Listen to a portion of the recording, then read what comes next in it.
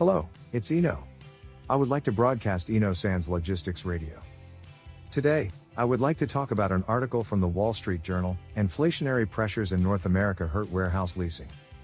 According to a report released by real estate firm CBRE Group, current rents for B2B real estate, such as warehouses, are 25% higher on average than one of 5 years ago. The manager of the firm's industrial and logistics division said, "There has been no easing of demand for B2B space, and we have never seen such a high increase." The current average vacancy rate in the US is 3.6%, the lowest level in data going back to 2002. Furthermore, space is particularly tight in major distribution centers in Southern California, Los Angeles, and Long Beach, where the vacancy rate has recently dropped to 0.7%. Rents for the third quarter of this year in Southern California region are up 10.4% year over year, and are more than 60% higher than the rates for leases in 2016. As a result, they are demanding big hikes from tenants that had signed lease, when their leases expire. In North America, many retailers and manufacturers are passing on higher supply chain costs to their customers, which is contributing to inflation that has reached its current high level.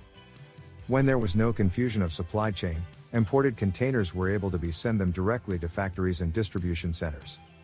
But now warehouses are used as an intermediate point, because there are many things we can't control due to lack of drivers, chassis, and manpower for loading and unloading. In addition, there are a problem of congestion inland railroads, and moreover, retailers and manufacturers started to have more stocks. The article reports, as long as consumer demand remains strong, it will not be transitory. The US is in the midst of inflation with CPI, Consumer Price Index, up 6.8%, and PPI, Producer Price Index, up 9.6% year over year in November.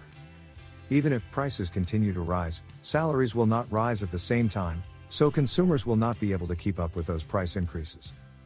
Therefore, I personally think that consumption will slow down for a while. In today's Nikkei news, the last FOMC meeting of the year was held, and the Fed announced that it will raise interest rates early and will do so 3 times around March 2022. Employment, which had fallen due to Corona, is already recovering. Since employment is recovering and workers have money, if inflation calms down with a rate hike, consumption of goods will increase again. If this happens, cargo will continue to come out of China, and there will be space shortage, and container shipping companies will give priority to China. There will be few shipbuilding deliveries next year in a low supply situation physically.